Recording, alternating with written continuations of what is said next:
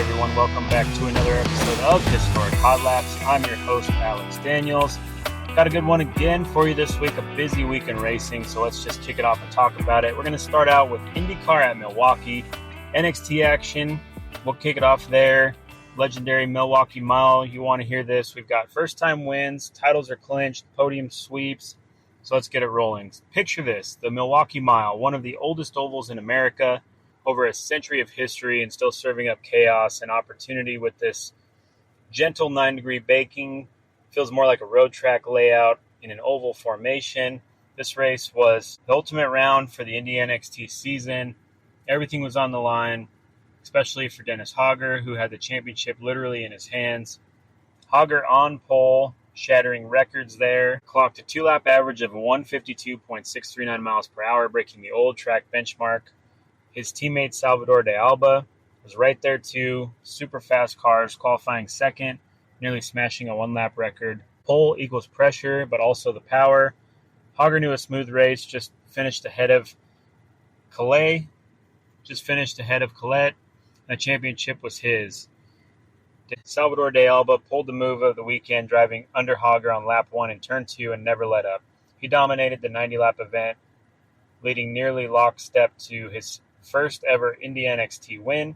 Second place, Dennis Hogger clinching the 2025 championship with the Masterclass in control. Andretti Global sealed the moment with a podium sweep. De Alba first, Hogger second, and Logie Hughes in third. Think of these emotions here. You got rookie Hogger, whose season was a masterclass in consistency and pace. 6 wins, 7 poles, and 13 races, just embedded in speed.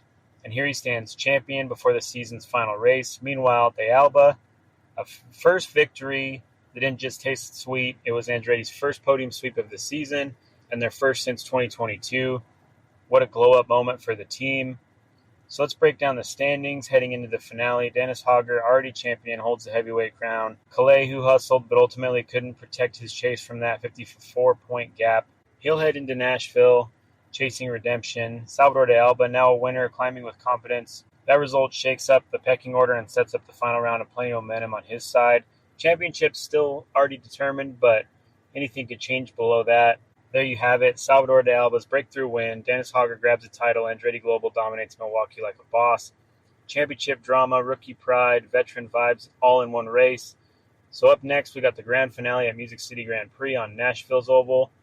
But for now, let's tip our helmets to Milwaukee, a weekend of breakthroughs, championship, and podium glory. And this will lead us over to the IndyCar Series. In practice, Joseph Newgarden led the way with a blistering 22.68 second lap, fastest in FP1. Alex Blow and Conor Daly were right behind in FP2. Scott Dixon topped the charts. He and David Malukas looked comfy at the front of the pack. Qualifying, we saw Pelot smashing on pole, posting a phenomenal average of 162.9 miles an hour, with Malukas sitting second and Pato O'Ward in third. High speeds equals high stakes for these guys. Let's fast forward to Sunday's race. Pelot looked unstoppable, leading a jaw-dropping 199 of 250 laps, surely destined for that record. Then, bam, enter Christian Rasmussen, launching one hell of a late race move with just over a dozen laps to go. Grabbed the lead and never let it go. In doing so, he snagged his first ever IndyCar victory, becoming the first-time winner since 2021. Absolute chaos, absolute magic. Behind him, Alex Pelot forced to settle for P2. Scott McLaughlin claimed the final podium spot in P3. Heavy hitters like Alexander Rossi and Pato O'Ward rounded out the top 5, with Christian Lundgaard, Joseph Newgarden, David Malukas, Scott Dixon, and Marcus Armstrong filling out the top 10. Let's zoom in on some Penske storylines. They've been the talk of the season. Joseph Newgarden started P, steadily climbed in the top 3, but made a call to stay out during the late rain, which sparked caution, only to fall back to P7 on some older rubber. Smart gamble, but just some bad luck. Meanwhile, Scott McLaughlin blitzed his way to the rare P3 after starting in P4. Podium charge through consistency and grit. His third top 5 of the season. Then we've got Will Power, who was cruising to a strong finish until an incident in lap 4 sent him crashing out in P. Season momentum gone at this point, and super unfortunate going into the finale. That's Will Power. He bounces back. But how's it shake up the championship? Well, Pelot's P2 keeps him comfortably locked in as the champ. We already know no one can beat him. He's already the championship leader. Pato O'Ward trailing by 165 points. Scott Dixon sits in third at nearly 240. So that's basically how the season's going to end, right? The field's all framed out now. Not a whole lot going on into the final except for the manufacturer fight, which still Honda leads over Chevrolet with all of those Pelot victories, 1468 to 1252. Pretty large gap. You can't close that in one race. So, I mean, really that's already locked up as well. For a quick recap, Christian Rasmussen blows the roof off with his first win, spoils Pelot's historic tally, trying to be in the likes of AJ Foyt and others on a 10-win in a season. Pelot proves his masterfully with another podium. McLaughlin shines on the podium as well. Newgarden gambles but holds on in the top 10. Power crashes out on his one race left at Penske, and then who knows what's going to happen after that. Will he be re-signed? Will he not? Championship positions are already locked, but the finale in Nashville promised to be a little spicy, I bet. Everything on the line, so we'll see how that plays out. Let's jump over to NASCAR. We had Daytona weekend. Starting out with the Xfinity Series, kind of twisty, emotional punch, so only NASCAR can deliver, so let's unpack all that. So, story time. Conor Zilisch, our 19-year-old phenom, kicked off the race behind the wheel of the number 88 JR Motorsports Chevrolet. Legend has it this season he's on fire, scoring his 7th win of 2025 just by starting the race. But here's a twist. He's dealing with a broken collarbone from the scary fall in Watkins Glen a couple weeks back, right? Been all over the internet with that. He limped into Daytona, started the race, then he got out during the first caution around lap 13, handing the keys to none other than Parker Kligerman. That's right, the veteran journeyman and loyal teammate hopped in the ride and took it straight to the checkered flag. Let's talk about a clutch finish there. So, man, oh man, how did it go down? The race flew into overtime, extending from 100 laps to 104 heart-pounding laps. On the final lap, boom, a massive 13-car wreck in turn 4. That chaos brought out the caution under the green-white checker, and Kligerman was out in front when the yellow flag came out. Victory lane, here he comes. But in the eternal legacy of NASCAR rules, Conor Zilisch gets an official win credit because he started the race. Still, from the crowd's vibe and Parker's grin, everyone, and I mean everyone, knew it was Parker who earned it. JR Motorsports even swept the podium with Sammy Smith in P2 and Justin Allgaier rounding out the podium in third. What a night for that team. So for a little fun fact, since this is a history podcast overall, get this. It's only the second time in Xfinity history that two different drivers crossed the finish in one race. First, start by one, win by another. The last was way back in 2007 when Denny Hamlin replaced Eric Almirola mid-race. It's a pretty legendary company to be in. Zilisch ran from the pits to victory lane to congratulate Parker. A cautious hug and all, considering that collarbone's still healing from his nasty fall. Gracious, humble, and emotional. It's what racing should feel like. Sometimes, I mean, Parker later said he got the call to substitute from Dale Jr. right before heading on vacation. He called it weird, heartfelt, and honored, especially with Zilisch being a generational talent, as Parker put it. So gratitude vibes are strong out there in that one.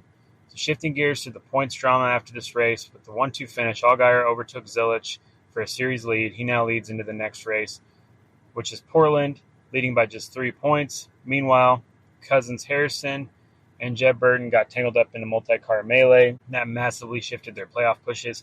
Harrison now has a solid 36-point lead over the last playoff spot. Just getting juicier and juicier as the day goes on. So we'll see what comes of all of that. Let's jump over to the Cup Series. Coke Zero 400 gave us everything we wanted. We had chaos. We had heartbreak.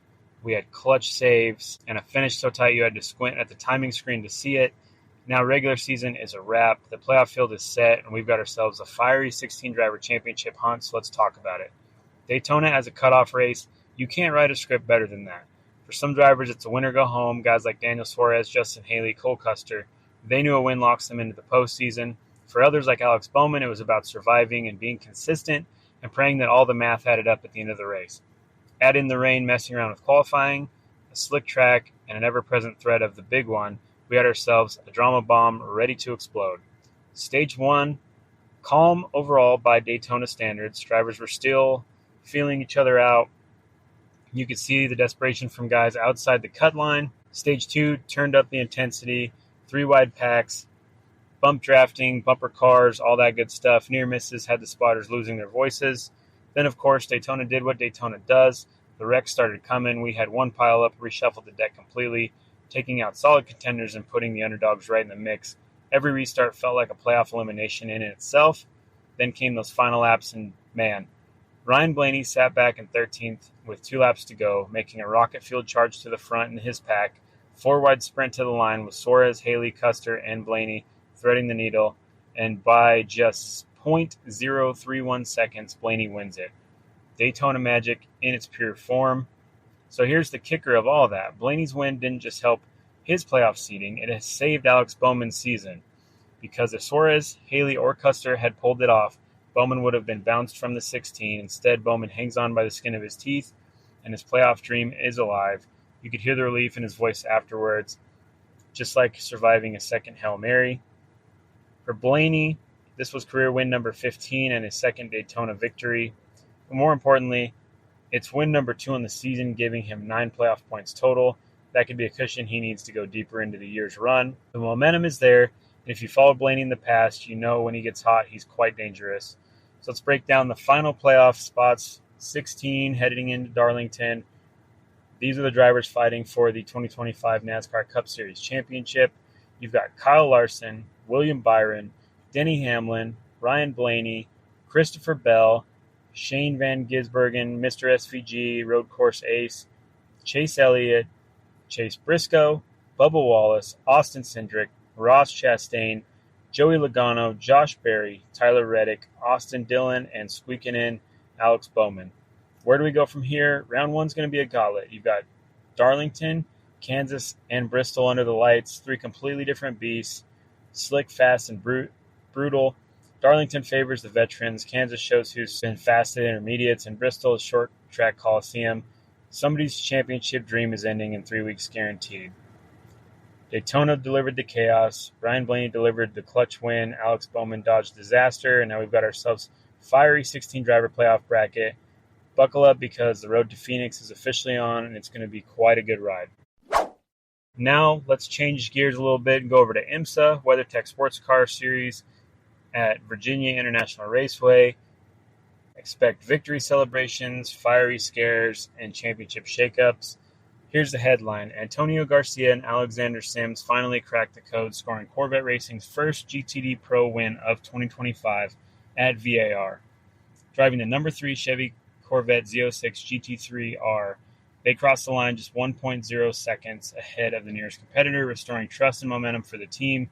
They led 41 of 81 laps, executed a masterful strategy, and an early first stop, pulled off a flawless switch to maintain the lead through chaos to seal the deal. Meanwhile, the sister car, the number 4 Corvette, with Katzberg and Milner, joined the party on the podium in P3, made the first time this season that both GTD Pro Corvettes finished on the podium together. Talk about timing. Now, it's not all victory, champagne, and celebrations. Danny Formal had one of the scariest moments of the weekend. His Lamborghini Huracan GT3 erupted into flames as the roller coaster section, after a suspected fuel system failure, Formal managed to trigger the onboard fire extinguisher and climb out on his own, escaping across the grass to safety. He walked away with just facial burns. Brave doesn't even begin to describe it. For those who don't know, most of those GT cars, and when you're inside a full cockpit like that, a lot of those guys will race with their helmet visors up. Well, with that being said, with the fire coming into the cockpit, around the eyes, got a little hot, a little burned up, but he's fine. So this isn't just about one win. It shifted the championship dynamics with Garcia and Sims now leading the GTD Pro points by 53 on their closest rival. They've turned the momentum firmly in Chevrolet's favor and pushed the manufacturer's championship gap even wider. EP Racing Sports Car Challenge had its own VIR fireworks. Catalano and Adam Alderson all wrapped up their classes with a win, putting each driver just a win away from locking up the championship at Road Atlanta. Astonishing performances across the board. Just what a championship showdown you're going to see for IMSA. It's just heating up now. So this brings us to USAC National Sprints at Kokomo Speedway. We can't end the episode without talking about all the dirt track stuff we love. Last weekend, Kokomo Speedway, National Sprint Cars, one for the books, Miracles, Rookie Magic, and Daring Moves. Thursday night kicked us off with a doozy. Briggs Danner, just 24 days removed from his first career win, came back swinging and snagged the SmackDown opening feature. He battled Kyle Cummins tooth and nail, traded the lead 3 times in the final laps, pulled the lead on the white flag lap, then held off Cummins to take the checkered, adds another win to the breakout season, and Kokomo's quarter mile, no less. So Cale Coons, the Aussie rookie, smashed expectations, earning Rookie of the Night and having second best Kokomo regular. Not bad for a debut night. So let's talk about night 2. Friday brought more thrills. Kevin Thomas Jr. continued his blazing stride, top qualifying and dominating heat action before scoring the Friday win. He's on a heater as well. His consistency is building up the championship momentum. This puts us on Saturday night, night 3. Brace yourself. Justin Grant, fresh off breaking his left foot just 27 days ago, suited up, strapped in, and lit the track up starting P5. He made a move deep in the race, and on the white flag lap, he moved around near leader Briggs Danner, who just hit the wall in turn 2, one of the most dramatic USAC sprint car victories you'll ever see. First 5-time SmackDown champion, check. His 62nd USAC win, tying Dave Darlin on an all-time win list, check. He climbed out, stood on the roof, and let the tears do the talking. Unreal. So just, man, what a wild, wild ride for him. Other highlights, Ricky Lewis scooped up passing master honors. He wrangled 29 cars over the weekend, earning that passing master title.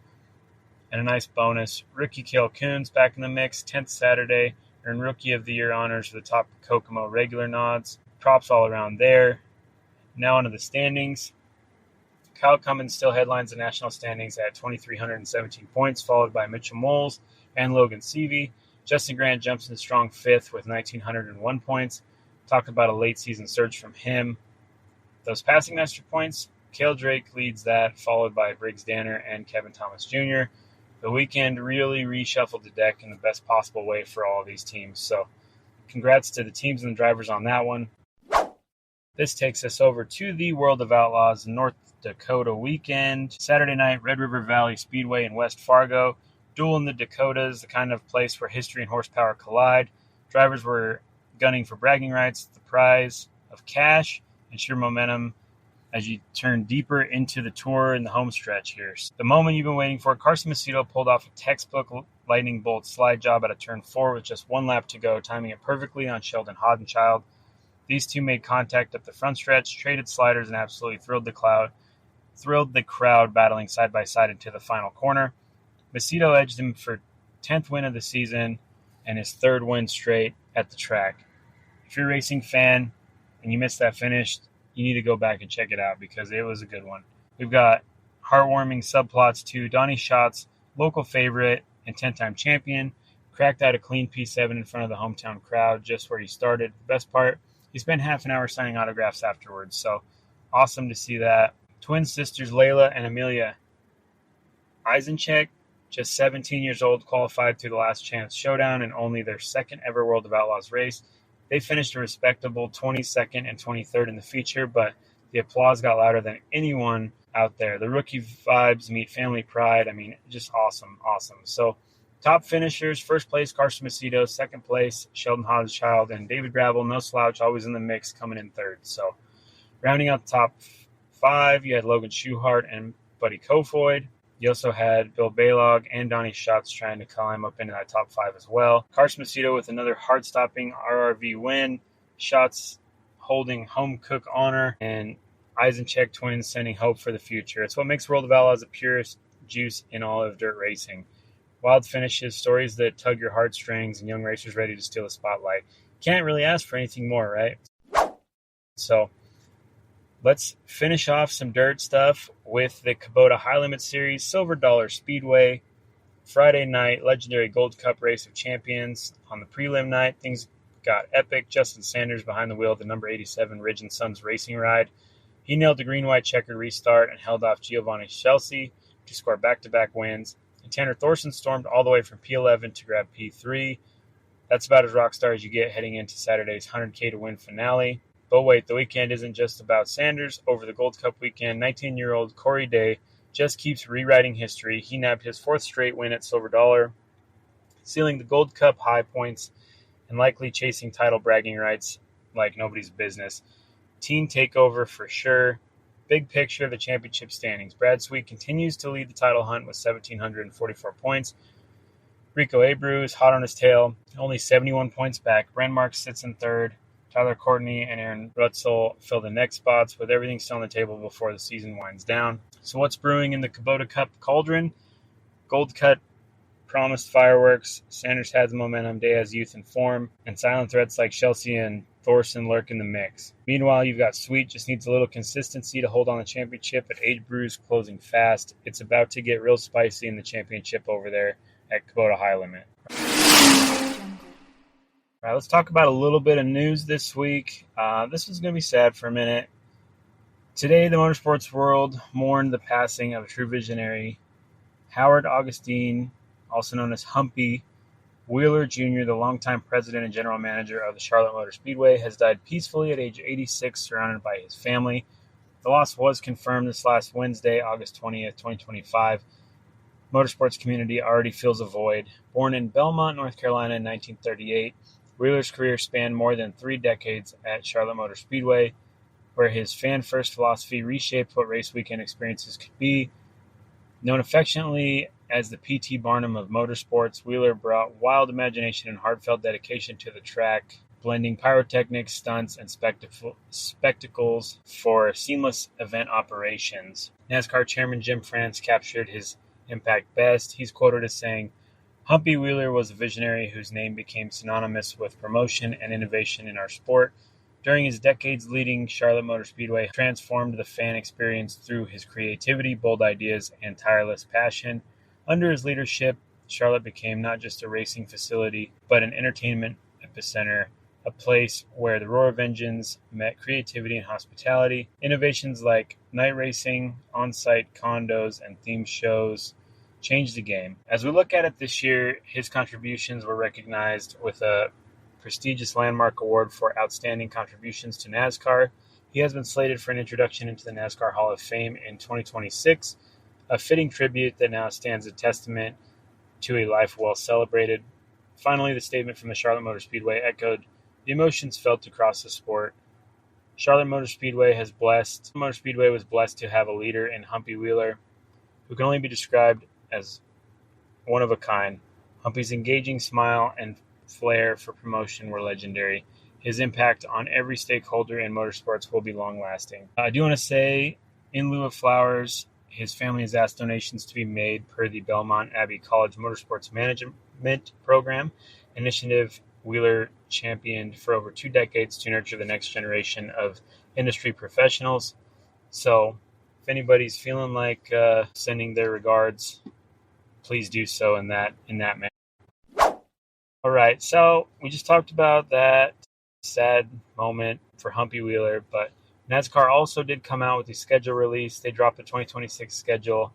It's packed with some fresh twists, some classic comebacks, and some curveballs. So what's new, what's coming back, and what's dropping? So let's talk about it. San Diego Street Race lands at Naval Base Coronado, and this one's huge. We talked about this one in the past a little bit. In honor of the U.S. Navy's 250th anniversary, NASCAR is racing on an active military base for the first time ever, June 21st, 2026. That's when the high-octane stock cars will meet the patriotic flair, and you'll see a race in San Diego. So that's exciting. Chicago Street Race is out. Chicagoland is in.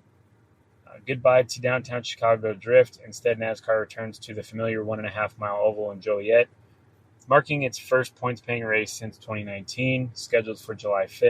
Historic track return in North Wilkesboro. It's going to join the points party for the first time since 1996. North Wilkesboro Speedway will host a points-paying Cup race on July 19th after being home to the All-Star race this last year. That's kind of an injection of nostalgia that I think this sport really needs, so that's exciting to see. All-Star race is heading to Dover. The top exhibition race moves to Dover, the Monster Mile, for the first time ever. Expect intense daytime action, since that track is a daytime-only deal, on May 17th. And Homestead Miami Speedway reclaims the season-ending winner-take-all weekend for the first time since 2019. Phoenix moves back into the mix, but with a semifinal slot instead of the finale. In-season challenge returns. A mid-season mini-playoff party. This bracket-style showdown was back for 5 rounds. Juicy mix of tracks, including Sonoma kicking things off, Chicagoland, North Wilkesboro, and ending with the legendary Indy 400. So, at the Brickyard. 2 weeks off at last. NASCAR heard your calls after only one downtime in 2025. In 2026, drivers get 2 during Easter weekend and then again in early August after the Brickyard 400. So the question is, what about an international race? Nowhere to be found on this schedule. The 2025 Mexico City Special, the first points race outside the U.S. since 1958, won't return in 2026 thanks to World Cup scheduling conflicts. That means full U.S. dominance this next season. Now, will they return in 2027? Probably. We'll just have to wait and see how that plays out. But they're not going back to Mexico City for 2026. So really, quick show and tell, NASCAR just blended innovation, nostalgia, and a dash of patriotic flair into one wild season. We're seeing new venues like the San Diego Military Track, old stadium like North Wilkesboro, and even changes of Dover hosting the All-Star race. So losing Mexico kind of stings for sure for some of those fans, and they had some good racing there. I preferred the Xfinity race over the Cup race, but there's a bigger narrative here. All wheels on American tarmac, sharp schedules, and fans hungry for classic tracks. It's going to be exciting. So this is just an episode of News After News for NASCAR Series. Let's talk about Ram. Ram Trucks is officially returning to the NASCAR Craftsman Truck Series in 2026. The comeback's going to be big. They dropped the Mica dealership near Daytona literally right before the Cup race, announcing Cadillac Racing as its anchor factory team for the Truck Series return next year, which is huge. For context, this is the first time Stellantis-branded Ram will be a factory-backed NASCAR since 2012. More than a decade out of the game, and now they're back with everyone digging into the last 10th grid. Their partner, Cadillac Racing, the up-and-coming powerhouse that's already flexing across Cup and Xfinity, they're committing to fielding up to 5 Ram trucks. That's not a single entry, it's a full-blown fleet of vehicles. Vehicle prep will roll out to Cadillac's Welcome, North Carolina shop, and they're doubling down on Ram's return with purpose. So that's exciting to see. Matt Cadillac called sponsorship a union of shared values, crystal clear alignment and brand culture, and Ram CEO Tim Kunikis added that Cadillac's unconventional energy is exactly what Ram comeback needs. The goal to shake up the series with performance and personality. Think about this. Ram wasn't just a brand in the truck series before, it was a founder. Brands like Dodge and Ram dominated through the early 2000s, with legendary champions like Bobby Hamilton winning championships. Now Ram is digging back in with factory support, clattering down the grid and telling the series this is a serious attempt. Plus, according to early intel, the series might expand. Rumor has it the field could jump from 36 to 40 trucks. That gives Ram space to truly make its mark. So here's the headline for that. Ram Trucks is roaring back in 2026 with Cadillac Racing leading a 5-truck charge to the Truck Series. It's comeback made for speed, style, and serious competition. Keep your eyes on Daytona next February.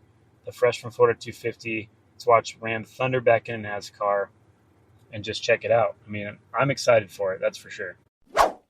We can't get away from more NASCAR news. There's a lot of it this week. Time to rev up the engine because 19-year-old phenom Conor Zilisch is officially making the leap into NASCAR Cup Series full-time in 2026. Yes, you heard that right. The Cup Series, here he comes. So here's how it broke down. Trackhouse Racing dropped the bombshell this weekend at Daytona. They've signed Zilisch to a multi-year contract to replace Daniel Suarez when the 2026 Cup season rolls around. Zilisch will join Ross Chastain and Shane Van Gisbergen in the team's 3-car stable. He's been part of the Trackhouse family since 2024 as a development driver.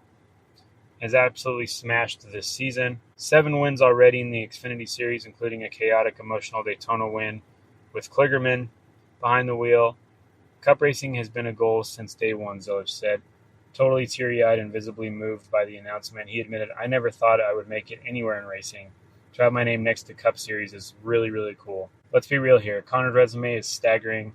Rolex 24 Hours of Daytona, 12 Hours of Sebring, 2024 wins, ARCA race victories, Truck Series pole, and now Xfinity dominance. In just 27 Xfinity starts, he's nabbed 8 wins and racked up an insane 12 straight top 5s. Trackhouse founder Justin Marks said it best, Conor is a rare talent that comes along every few decades. He's watched this kid go from karting at their Trackhouse Motorplex to straight up beating seasoned pros, and all this while staying humble and hungry. So hold on to your hats. Zilich's ride isn't numbered yet. We'll be waiting on the Trackhouse to reveal the Cup car number, crew chief, and sponsors, but we know with names like Red Bull and WeatherTech are in the mix. This isn't just a rising star moving up, it's one of NASCAR's most captivating stories being written in real time This truly is a generational talent, so I'm excited to watch it. A rookie still healing from broken collarbone, already a Cup driver, and super rare, super bold, and that's what this next generation in NASCAR is turning into, and I'm here for it. Next stop for Conor is the big leagues, so I'm excited. I hope you all are too, and let's just see what can happen. All right, now we're going to talk a little F1 real quick. Valtteri Bottas is reportedly signing with the incoming Cadillac F1 team for their debut season in 2026. This is all going to probably officially release after the summer break at the end of the week. Rumblings say the deal isn't in its final stages, just needs the pen and paper energy, but it's kind of verbally been agreed upon. Cadillac's first official driver looks like it's Bottas. Team principal Loudon, familiar with Bottas through his time helping Sauber teammates, apparently helps smooth the talks through everything. So let's talk about Sergio Perez. All signs point to him as being on his way to Cadillac as well, but again, it's not finalized. So what's driving Cadillac to make these moves? Well, experience first and foremost. Cadillac needs a seasoned pro to anchor the new team. Bottas brings 246 Grand Prix starts, 10 wins, 20 poles, 67 podiums, plus 5 Constructors titles earned during his Mercedes years. Bottas and Loudon already have existing ties via their Sauber chapters of their careers, so personal chemistry and trust is there. Timing works. Cadillac will begin testing older spec cars later this year. Having Bottas early means a better setup, feedback loops, and team chemistry ahead of 2026. Potential hurdles for this situation. Grid penalty glitch. Bottas may have a 5-place grid penalty lingering from his collision in Abu Dhabi in 2024, but the word is he may not have to serve it next season because there is a time limit on those kinds of penalties. And where he's been off this whole year, I think he's clear and won't have to serve that in the first race with the team. Former F1 driver Ralf Schumacher cautions that for a brand new team like Cadillac, assembling solid infrastructure should take priority over securing big-name drivers. Drivers are the least of their problems, he said. Some more driver market drama. Nelson Keat Jr. argues Cadillac might be better off choosing a driver from the Ferrari family since Cadillac will run Ferrari power units in 2026. But here's a short version of it. Bottas brings instant credibility, technical know-how, and veteran calm. Perfect lab partner for a team building from ground zero, right? So seeing Bottas return for the fans as an anchor for a brand new team, he's got a good personality. The fans like him. It's a neat mix of nostalgia and something fresh, a bridge between F1 past and future. Cadillac's arrival marks a rare expansion, the first new team since Haas joined in 2016. Their entry symbolizes growth and opportunity within the sport. So what's good for motorsports is good for all in motorsports, right? Also, take a second here to say it. If you like this podcast, please like it, share it, subscribe. YouTube channel as well. Whatever podcast platform you listen to this on, Spotify, Apple Pod, all the other ones, iHeartRadio, any of them, right? So please keep the momentum going. We appreciate it. We're just fans of it all, fans of the sport. So you're going to get fan commentary here. So appreciate it. Thank you for that. Let's jump over to some history. Right. Today's going to be a quicker one, mainly because the history is quick as well with this team. Today we're going to tackle the story of Forza Rossa Racing, Romanian project that nearly joined F1 grid in 2015 but fizzled out before turning a single wheel. It's a saga full of luxury rooms, FIA politics, big promises, and a lot of unanswered questions. So strap in, we're going to go to Romania real quick. Let's rewind it to 2013. Forza Rossa wasn't just a cool name, it literally means red force in Italian. It was the exclusive importer of Ferrari in Romania, run by businessman Ion Bazak, who also happened to be a former Minister of Health. Yep, a politician turned Ferrari dealer. Now, to put this in perspective, in 2013, Forza Rossa sold 39 Ferraris in Romania. That might not sound huge, but in a country where the average salary was under 500 euros a month, selling almost 40 supercars a year was pretty big business. Romania became one of Ferrari's fastest-growing Eastern European markets. But this wasn't just about selling cars. It was about status. Forza Rossa had showrooms in Bucharest that looked like art galleries displaying 458 Italias, FFs, and F12 Berlinitas under crystal lights. The dealership made headlines, and Bazak wanted more. So in spring of 2014, he applied to the FIA to enter Formula One in 2015. If approved, Forza Rossa would have been the first F1 team under a Romanian flag. Think about that. Romania had never had a presence in the sport, and suddenly they might have joined the big league. So, Chapter 2 of all of this, the FIA's competition. Here's a tricky bit. The FIA was running a new team selection process at the time. Remember, F1 had been struggling with shaky teams. This was pre-Drive to Survive.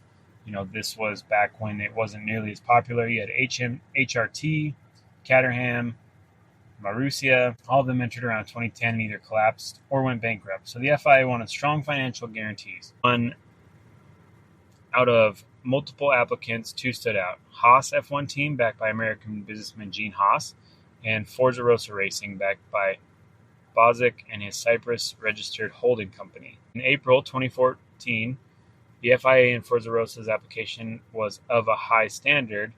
That's not nothing. They even confirmed that the funding and structure looked solid. But here's the catch. Haas was confirmed for 2015. Forza Rossa was left in a gray zone. Rumored approval, but no official announcement. Romania media even ran headlines in June 2014 claiming Forza Rossa's granted F1 entry, but the FIA stayed quiet this whole time. By the way, some numbers, the FIA required new entrants to provide a $20 million bond just to get accepted. That's pocket change compared to the $200 to $300 million annual cost of running an F1 team, and Ferrari engines alone, around $20 million per season there. So, Forza Rossa needed some serious backing. Now the story gets juicy for the characters involved. The big name here is Colin Coles. We're deep in F1 history, you know Coles, a German-born Romanian dentist turned team principal. He ran Midland, Spiker, Force India, and later HRT.